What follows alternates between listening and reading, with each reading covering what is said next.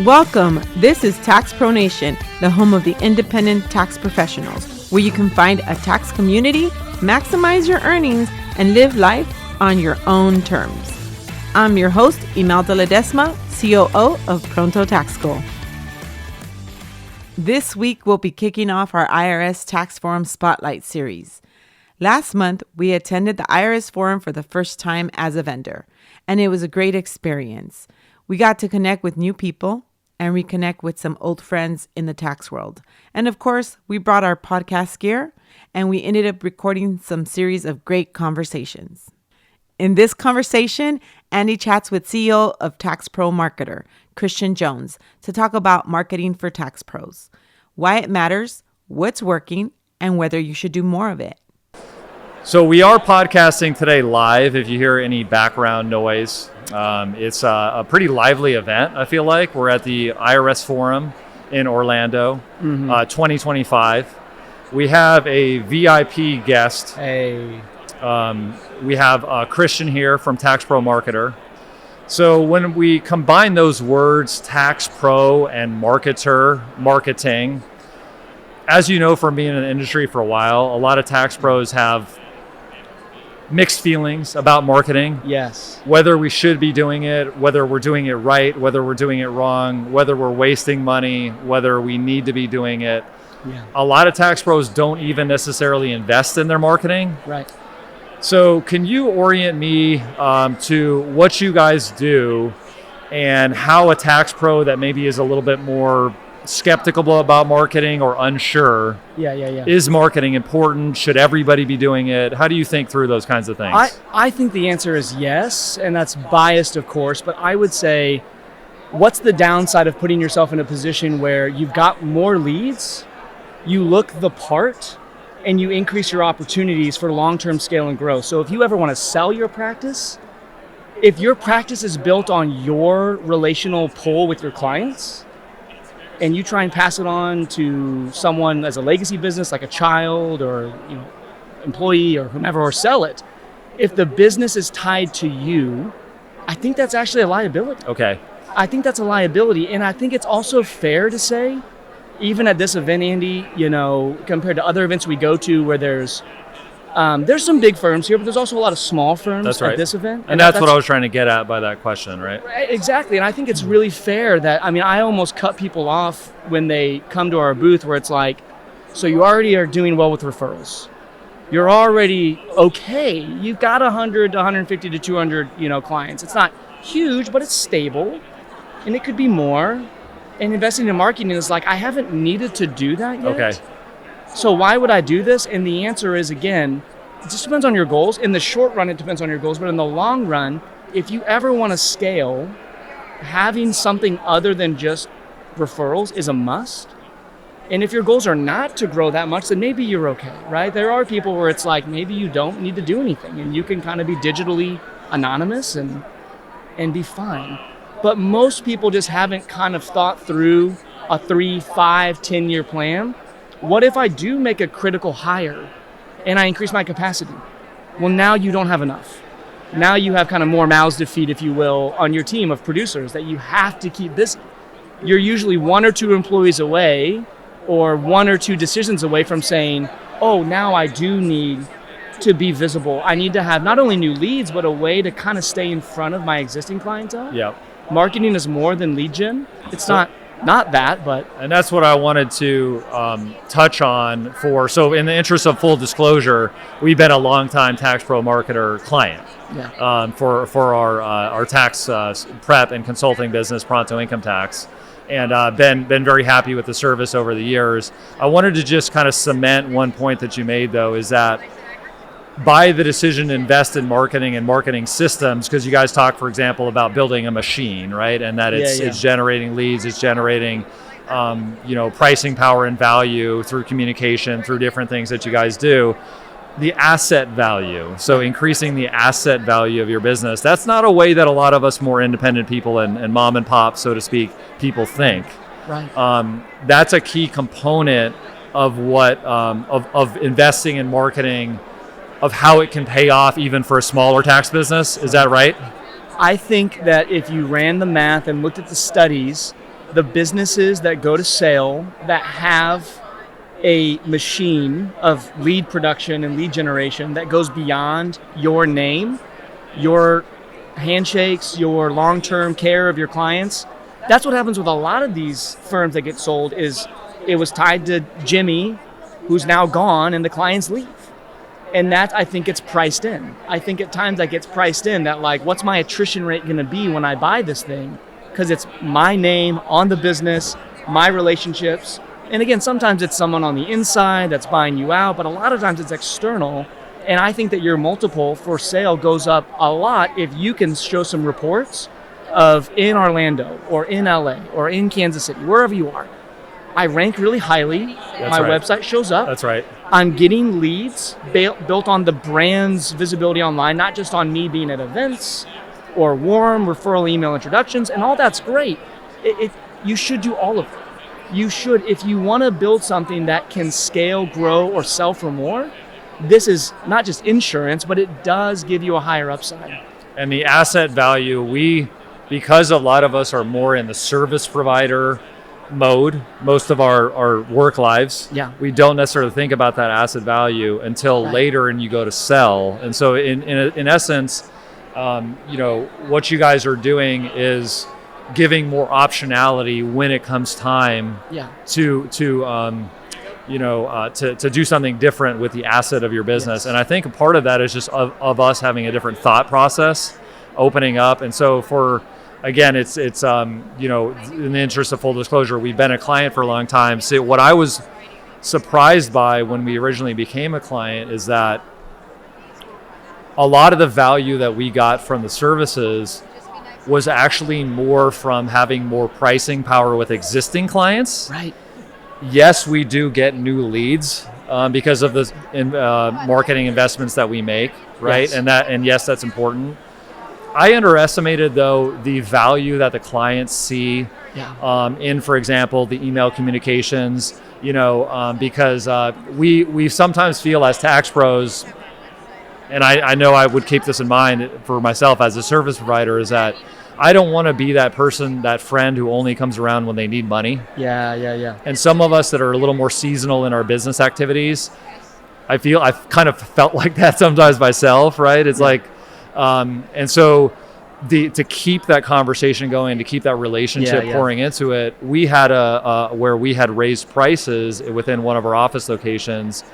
Rents in Los Angeles are no joke, and all the wages and everything that we pay, we provide good opportunities for people. So we needed more pricing power, and we were able to really raise our prices by 40% within 2 years without losing clients and without having, with clients still being happy to pay for their service. Right. And part of that was attributed to what you guys did, where they started to perceive differently. Yes.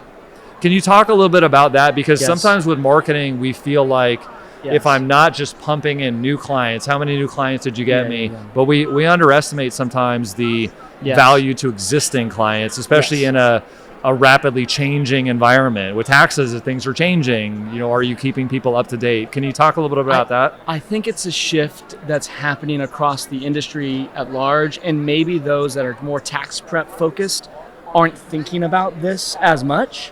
But I think it's starting to work its way into the fabric of all parts of our industry. This push to want to be an advisor, what's going to be gobbled up by AI? How much of bookkeeping or tax preparations get swallowed up? And I'm not like a doom and gloom, it's all going away. I don't know, but I don't think that. But I would say, even if AI is not on the table, and if that's not like a threat, which I think it is, it's an opportunity and it's a threat. Yeah, it's both. I think that there's still a position that most tax professionals, just a tax preparer, doesn't realize that if I'm a client of you, if I'm just a general Joe Schmo American and I've got my W-2, maybe I've got a side business or maybe I've got kids, the tax preparer says, I just got to get this filed, wipe my hands and I'm done. And what I'm thinking is I am terrified, scared, I don't get this, and I'm looking for you to be more. And most people just aren't occupying that space of education. Here's what's happening. Here's some opportunities. And again, there's obviously lots of different types of firms, but if you can, through email, we'll talk about email specifically, like tactically in a second, but as in like the value of that, like in this industry or in others. But the idea of just saying, you as a tax preparer, an accountant or a bookkeeper, you actually have the opportunity, it's not a given, but the opportunity to occupy this space to be an advisor. Now, you're not their investment advisor. You might not have insurance as well. You don't have to be a one-stop financial service shop. But people look to their tax professional to be that, and some people choose not to be. They just want to submit the paperwork, file, and be done. But like you said, Andy, if you can add value, help break down what's happening with timely, good content, not a newsletter, and maybe that phrasing is a little weird, but we don't call our email a newsletter. A newsletter to us is like an aggregated email with like links to other articles, links to other things. This is like Andy sat down once a week to write his customers and prospects something worth reading. Hey, what's happening with this one big, beautiful mess of a bill, and what does that mean for you? And it's shifting and changing. People actually want to know. They want to know more than you think. So like our email open rates, I think it was July 22nd for that week or 27th. It was one of those weeks. Our email open rate across all clients was 57%. Which is actually pretty crazy. That's really high. It's really high that, almost 60% of leads and customers would say, I'm going to open this email and read it. Why? You control their sensitive financial life. They trust you, even if you're just doing preparation. There's more in that relationship that you can leverage, not in a negative sense, but like, hey, let me help you. You don't want to know about this stuff. You want me to know about this stuff, but can I break it down for you in like layman's terms and help you feel safe, help you see opportunities, help you understand not just the bombastic headline articles that you're seeing on your news sites of CNN or Fox News or wherever you go. Like, here's really what matters. That's this space that when you're doing that, like you said, Andy, allows you to say, I'm going to charge more. And they're like, I love the value you bring. I love that you're doing a good job. And that's on you and your team, Andy, for doing a great job. I'm not doing it. You are. But there's some positioning that does happen from regular, ongoing content outside of when you need something, which is what you said. I don't just need updated paperwork. I don't just need your updated W-2. I need to go beyond that and say, let me just add value to this relationship without getting anything. People love that. People read emails. They don't read spammy emails. They don't read emails that aren't just, or are just simple, basic, here's our new blog post, click the link. People don't read that. But if you are occupying that space or wanting to occupy that space for a lead of being their tax advisor, their tax preparer, you can lean into saying, hey, let me tell you more about what I'm seeing. And that, for one, Andy, tell me if I'm wrong, I actually think you guys are doing great with email, like on the Pronto Tax School side of things. We were just talking about it on the way in. It's like, we love what Andy's doing on his email content. Thank you. But it takes time, doesn't it? Right. And that's what I was going to say because that's part of the, I don't want to say, is it a hang up or is it kind of the hesitation of, I could be sitting here as a tax pro and say, I agree with everything you just said. Yeah. And like, I'm all for it, but right. The time aspect of actually doing it. Yes. So that's the kind of easy button of the Tax Pro Marketer, where I have a background in email marketing where, I've sent probably more emails than I could even count, right. But it's hard to be consistent with it when you're busy serving your actual clients, when you're busy, supporting your team members, mentoring them, nurturing them. And so that as tax pros, to have a baseline of we have stuff going out, we know that it's good.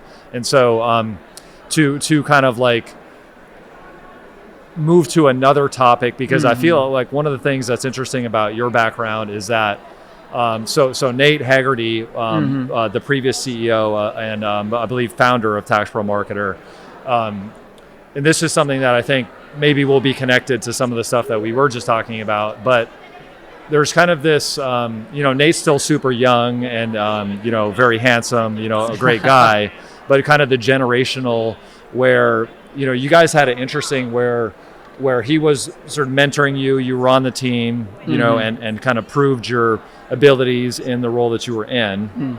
Now you've become the CEO. And for CEOs and leaders, it's one of the things I really respect about Nate is, that's kind of like difficult for a lot of us to think about having another leader in our business. Yeah. And so that's something that maybe we don't talk about as much. And even as we've been in the forum here, it's been interesting that people are talking about things like, who's going to take over my business? How do I mentor? How do I nurture?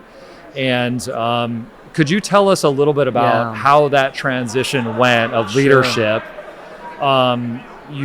Maybe even what were some of the challenges with it, because it can't be all peaches and cream, I would imagine. It's not. Okay. So no. you're going to keep it real with me, right? Yeah, of course. I mean, I would say, and I own 2 other businesses myself. I've been an entrepreneur since I was in high school, and I'm dealing with the same thing in those businesses of, I'm leaned in on TaxProMarketer. This is my main thing, but I've got, and I'll maybe store for another time, but I've got some seasonal businesses I've ran since I've been, 18. You're in the fireworks business. I'm in the retail fireworks space, which is a total off-the-wall bananas thing. It just fits thing. with the tax business that you're in a totally other random business, though. Yeah, it's especially hilarious. Involving fire. Yeah, I mean, it's perfect. It's great in its own way.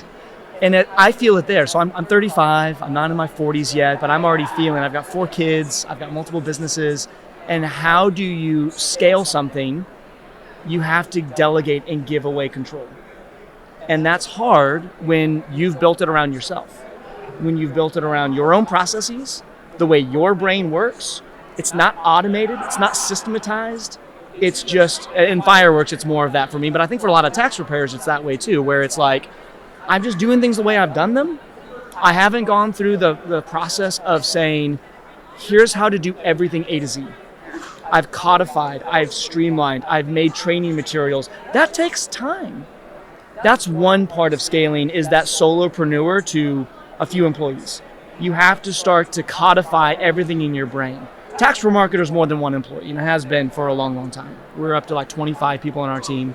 So I entered in 10 years ago to a healthy business. It's grown a lot in the last 10 years. But there was 9 or 10 employees. Again, we're up to 25 now. We've more than doubled our revenue. Like, we're a bigger entity now. So it was a song and dance of, trying to diagnose for Nate, who I think what helps Nate a lot in this conversation is he always, from the beginning, has been trying to not do everything. Okay. To do the things that only he cares about. Okay. And I wouldn't call Nate a control freak at all. I wouldn't call him that. I would call him he's got things he really cares about that are kind of his babies. And those were the things that are most important to him, that from speaking to email writing to, being on stage or some of the key relationships, some of those things took some time to feel like he's comfortable with letting go of. I think that was hard for him. And I think he would say that, yeah, of course, I built it and it's emotional and it's complicated things there, but also it's a bit of a sacrifice in a way by the person. Yes. Because they have to sort of, would you feel it's accurate to say that, because you were, when I first saw you speaking and stuff and you and Nate would speak together, I'm like, man, this is, the young guy's he's really talented. And it's almost like you want the opportunities at your company to be big enough for the people at your company. So in a way, I feel like it was like stepping back and having you become CEO. Mm-hmm. In a way, it would be hard to keep you in the business because you would find another right-sized opportunity for you. And that's a lot of our challenges even in the tax business, is that we will mentor people and it's hard to keep the most talented people. It's hard. Right? And I did have a lot of opportunities. I was actually sharing with some of my team members that came in with us out to this event on our way in from Kansas City. I was actually sharing some of the before TaxProMarketer, how did I get here? And I was always going to probably eventually be a CEO, whether it was in my father's business or my own things I was doing. Yeah. I think Nate saw that, and there was plenty of frank conversations of and maybe here's something that's actually tangible as I'm kind of ranting. Yeah. And open-handedness on both sides helps a lot. So would you say then that one of the keys is to say the things that maybe are even a little bit uncomfortable and actually get it out on the table? Yeah. I think open communication never yields bad things. I think where things break down is where there's a lot of unspoken expectations or unspoken things or assumptions being made.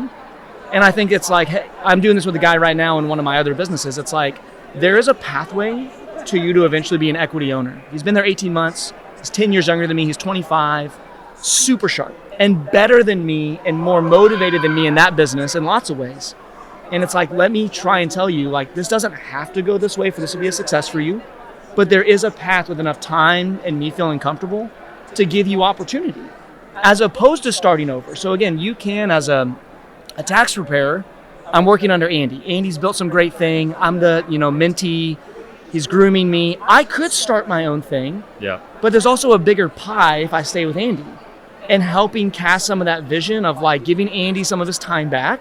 Hey, I can free you up, Andy. I could step in and take these roles on. And that was a part of what even my mentoring, another guy that mentored me through this, it's like, Nate is looking for you to go and just take things from him. And knowing your leader and their style is helpful. You and Nate are different, so maybe that wouldn't have worked as well, but it's kind of like banging down the door and saying, as the younger guy, I'm ready to do this. And also with honesty, if that's not an option, that's okay. It's not wrong. It's not moral. I might eventually do my own thing. But just saying on mine, it's like I got to be vice president before I was CEO, and that was basically a trial run. It was a trial run of letting me have 2 years of kind of running meetings and helping with hiring, getting into the finances, making more strategic decisions, not just being the sales guy and setting strategy, but saying, hey, let me try and step in with you, where it's kind of, we're both on this tandem bicycle, if you will. We're both pedaling. And Troy as well is right in that mix. Troy's our former COO, still around, of course. He is very much a part of this conversation as well, not just Nate. And I would say like that combination of, giving me this 2-year period to try things on. There's no long-term commitment, open-handedness. I think that would be one thing Nate brought to the table, where there was a level of transparency. I was clear enough on my end. They were clear enough on their end. I didn't just get thrown in. I had some help. But then eventually when I was CEO, they kind of really did go and do other things. And it was me and Eugenia and others who are still doing it. And struggle's the wrong word, but we had to find our way. Like, there's only so much you can learn, without having just doing it. Hiring on your own, running agendas and training and leadership meetings, setting trajectory, investing in our marketing budget. Where are we going to go?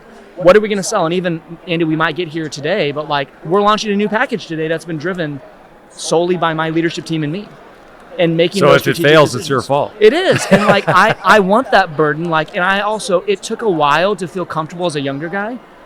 What if I fail? And I think Nate did a great job too of always saying, when he started the business, their first event, they oversold, they couldn't deliver, and they were in serious debt very fast into the beginning of this business. Long story short, it's like, they sold something, and the vendor that was supposed to deliver on it on a lot of like print marketing materials just flopped. And so you have these cancellations rolling in, and we got through it. It was the very beginning of the business, but like just a story of like, I don't need to posture or act like I am all put together and I know everything. Like a level of humility, openness and humility to say, if you're going to be a successful CEO, if you're going to be a successful leader, you have to be comfortable with risk. Yeah, that's right. You have to be comfortable with learning. You have to be comfortable with taking swings, and even bringing on a mentee to like eventually take it on. That would be one thing I would want to encourage people to like. It doesn't always work out the way it did for us. It doesn't. But that muscle, that exercise is actually really healthy. It's really healthy to walk that path, if you want it, of bringing someone on that you can train and mentor, because it helps you teach, which I think is a good skill. It helps you codify things. It helps you put things together in a way that puts your business in a position where you want to be scalable. And that is like in the marketing world, that is the buzzword. Are you scalable? I don't know if that's much in the tax preparation space. It's not that it's not, but like in the marketing world, we're more afraid of scaling. We're like, if I scale, then I will scale myself into where I am just working all the time and I hate my life. Yeah. So we're trying to avoid hating life. So scaling is a little bit like the marketing people are always super hyped about scaling. Yes. Tax people scared of scaling. What does that mean for me? And so I wonder if we move towards, this has been a really good conversation on the lower ticket item. So without turning this into a full TPM, TaxProMarketer commercial. Yes. So still on that keeping it real vibe. You guys are creating a kind of a lower cost entry point for your services. Yes. As being the CEO and making that call, and I've made certain similar calls, is you are potentially concerned sometimes about cannibalizing, quote unquote, your existing business. Do people downgrade and all that? So that's that that's why the CEOs sort of get paid well a lot of times, because those kinds of decisions can go right or go wrong, Right. and they have consequences, right? Can you tell us what, from a numbers point of view, like for a lower ticket, like what kind of investment would I make? Should I make? How do I make sure I'm getting ROI from whatever that I would invest into my marketing? Why did you maybe decide to do a lower ticket item? Those kinds of things. And see if maybe for the analytical, because a big part of our Tax Pro audience is, we think we're analytical. We think we're like running numbers all the times and stuff. So talk us through like a little bit maybe of the numbers of it too. Yeah. Does that make sense? I know it's totally a broad question. No. So we've got historically 2 packages that can both add on paid advertising. So we have a package called our Essentials package. It's usually $697 a month, and we have our Core package that's normally $1497 a month. So $700 and $1,500. You can add on ads for $1,200 to either one. For an established, mature $500,000 to $1 million firm, you should do the Core package, because I'm doing everything for you. I'm like your in-house marketing. I'm doing those emails that we do for Andy. Andy is a Core package client. Andy has that service suite of website management, SEO, blogging, email, social media. It's everything, with the potential add-on of paid ads on Facebook or Google. Historically, 10 years ago, when I first started here, we had a lower ticket offer that we actually, I've been pre-COVID, we would go to 8 events a summer. We'd go to 4 or 5 IRS forums. I've been going to these for a long time, and we would sell a $97 or a $197 or $297 a month package. Okay. And then we transitioned to say, hey, and that was like a social media email only package. Okay. And as I came on, we developed SEO, we developed our website strategy, we developed ads. The world changed a lot. We became a full service agency 8 years ago or so. And instead of letting clients choose their own adventure, where all you're getting is social media, we found, just data wise, social media on its own, or even email on its own, while we've discussed the value of that today, it's not as much lead gen focused. Okay. When I talk to someone on the phone for a sales call for TaxProMarketer, there's exceptions, but by and large, you're not going to grow your business on organic Facebook posting.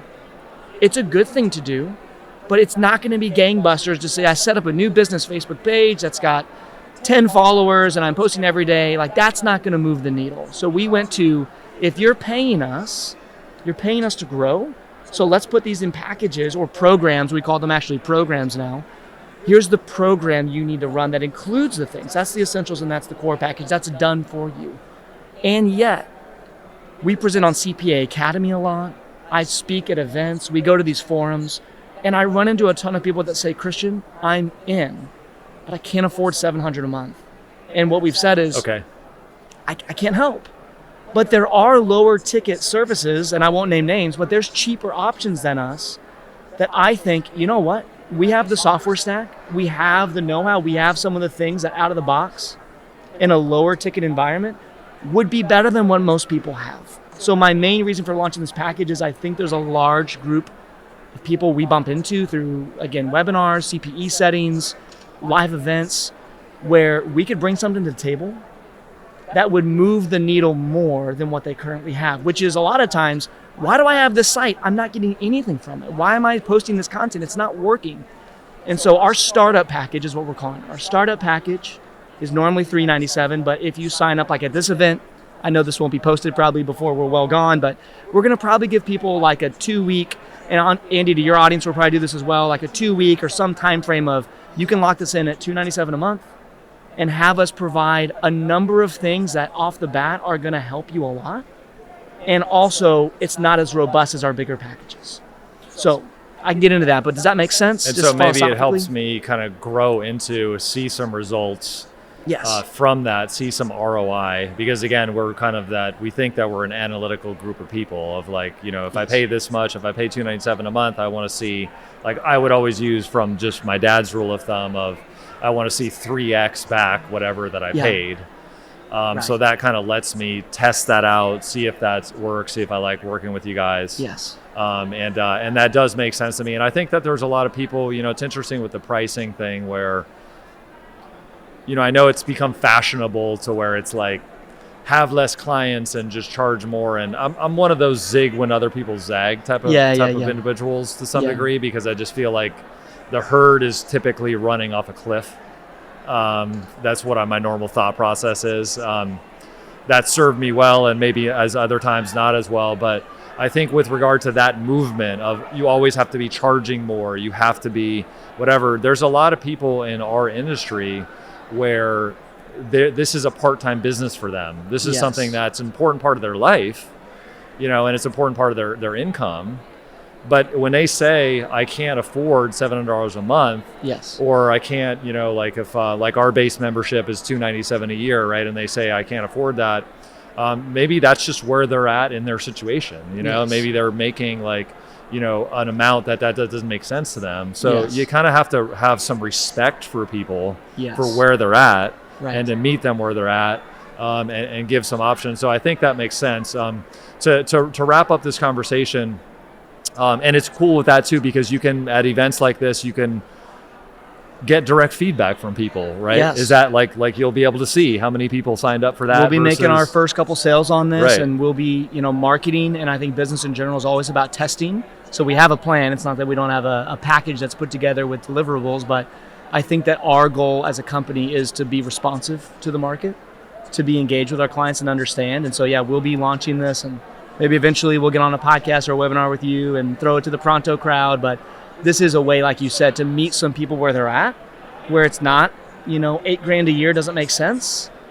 15 to 20 grand a year doesn't make sense. Totally fine. You can make progress from a marketing infrastructure, systems, planning ways. So I'll get away from, I won't give you the deliverables, but I agree. It's trying to respond to the market, and there's a push away from some of those lower tier services from not just marketing agencies, but I think in the tax business, as you mentioned. Right. And there is a way with thoughtful planning to serve them without crushing your team.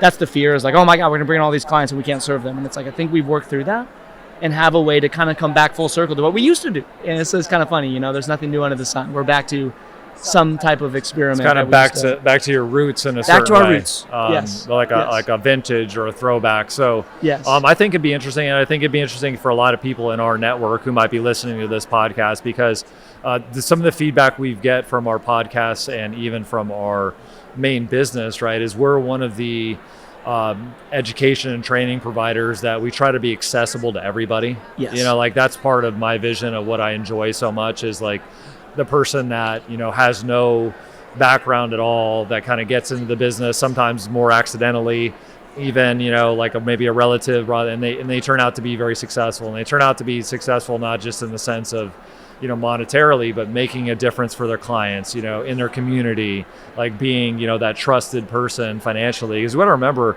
the vast majority of Americans have no financial professional that they truly trust other than their tax professional. Exactly. And we underestimate that a lot of times. Exactly. You guys have that built into a lot of services and messaging that you provide. And so to wrap up this kind of robust, free-flowing conversation, what do you think for the more independent tax professionals? So it could be, a family business. It could be a person that's doing this part-time. And one of the interesting things about the tax industry is there's so much variations. You have like, like we talked to a lady earlier today that they're doing 85 million in revenue. Oh my gosh. And then we talked to, other people that they're doing $85 in revenue. Exactly. Right? Exactly. So, and yes. I kind of like that, Yes. I like the variety. I like that you can choose your own adventure and kind of thing. And so I know that this may not be, kind of applicable to everybody, but in your, you have a pretty wide view of the industry. You guys have all these other clients that you're serving. You attend events like this. What to you is like one opportunity, if you had to just choose one, that's really interesting that us independent tax pros maybe aren't paying enough attention to, that we should over the next maybe like 1 to 2 years? Like what's something that we should really like look more into as an opportunity for us, for that group of people that were more independent pros? Yeah, I love that. We're wild, we're rebellious. I've got something that comes to mind, and just stop me if this isn't helpful. But so I'll talk about my own accountant. So my own accountant, she bought the business out from the gal who originally owned it and started it, and her name's Dawn. I'll let her last name be anonymous, but Dawn took it over. And the reason I started with this group originally is, I had a couple businesses like I mentioned. I needed my taxes done. I needed help on the business and personal front. And one of their pitches to me was tax planning.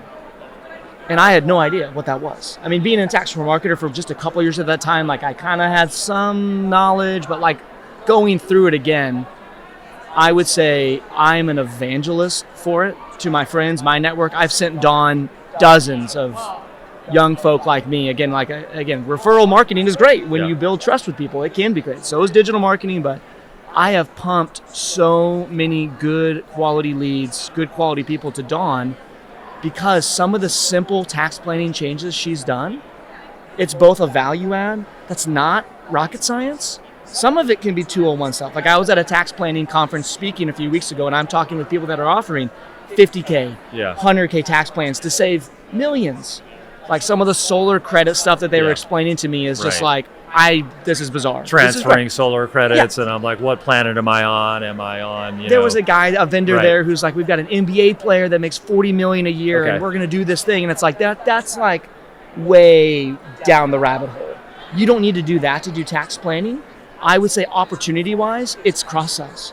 I'd say the easiest client to sell is the one you already have. Okay. So new leads is great, but back to like value-based, either price raising or selling, if you can find an add-on, whether it's bookkeeping, and I do bookkeeping with her as well, whether it's the business tax side, get into that, or just tax planning of like, hey, make them an S Corp. If it makes sense, obviously you have to do your due diligence, but go the S Corp route and avoid self-employment taxes. Talk about the Augusta rule, talk about some of these things that like, I'm not a tax preparer, but like I've become conversational with enough basic things because it's like, as a business owner, I'm so glad she's not just doing my taxes, and that makes her sticky because she's not just my tax preparer. She's gone past that to say, there's more I can do. I can make it monthly, so I'm not paying just one big fee once a year. I'm working with her monthly. We're doing quarterly meetings, and I could go through a full list of everything she's had me do, and it's great. And I know some people are like, that's risky, or I don't want to, go to places that are like gray, and I don't think they're gray, but you would know. I think everything I've done has been way above board, but that's not most preparers. And so if you're sitting on a base of 100 clients, I think the thing I'd ask myself is, you need new leads, but what can you bring to the table now that adds more value and also brings more revenue? If it's bookkeeping, that's easy-ish. Like there's a lot of on-roads to that with lots of AI software nowadays, or just getting into QuickBooks, right? There's so much there. It's easier than ever. Tax planning, I'd say the first thing I would consider is an opportunity, again, with this wave of, in 5 years, what does the IRS look like in terms of simple tax returns? In 5 years, what does it look like in terms of automation, even on bookkeeping? I think that those that want to, you shouldn't lose sleep at night over this stuff, but you should be thoughtful. I think there's a level of like sea change right now, just the wind direction is moving, and it's fun. It's not bad. It's tools to help you leverage doing more for your clients with less hours from you. Sure, that's true too. But I think that, like we've talked about from an email perspective, or what I'm saying now from a value add new service perspective, be an advisor. Even if you're a preparer, talk about being an advisor. Even if it's just like giving this tax season a couple of things of like, hey, I want to do a mid-year check-in. Just want to do a call with you in July. I want to talk about some things that maybe you could work on that will help us at the end of the year. Even if it's just in preparation, like getting this done, getting this, withholding moved and adjusted. Let's just make sure some of these actionable things are going to kind of take effect, because how many preparers take on dumpster fires and then they don't change year to year, and it's a mess. Why were you looking at me when you said that? I don't know. I'm not thinking of anyone in particular. So it's interesting that you bring up the tax planning thing, because I've been somewhat teasing some of the hype around tax planning, because I feel like it's the hype is at a fever pitch right now. Yeah. But that being said, in our own business, what we're doing right now is seeding the opportunity to sell more tax planning. Yes. By the emails. Yes. So the emails we're laying the groundwork for those considerations of thinking ahead, not just thinking backwards. So I appreciate you bringing that up. I agree that that's a tremendous opportunity. And just really thank you for your time, your efforts, for us and for your other clients and for the industry as a whole. We really appreciate it, and glad we had a chance to sit down. Albeit it might be a little noisier than the normal podcast environment. Thanks as well to our engineer, Melda, that's made it happen. And the best of luck with everything, man. I look forward to continuing to be a part of your world. Thank you. Thank you to you guys. Appreciate you guys hosting us today, and glad to have you at a forum with us. It's awesome. Great. Thank you. All right. Thank you for joining us. I'm Imelda. Join us as we continue to share these insightful conversations from the IRS Tax Forum. If you are interested in being part of our community, please visit prontotaxschool.com or email us to support@prontotaxschool.com. Being part of our memberships comes with getting expert support, top-rated training programs, and weekly video live events.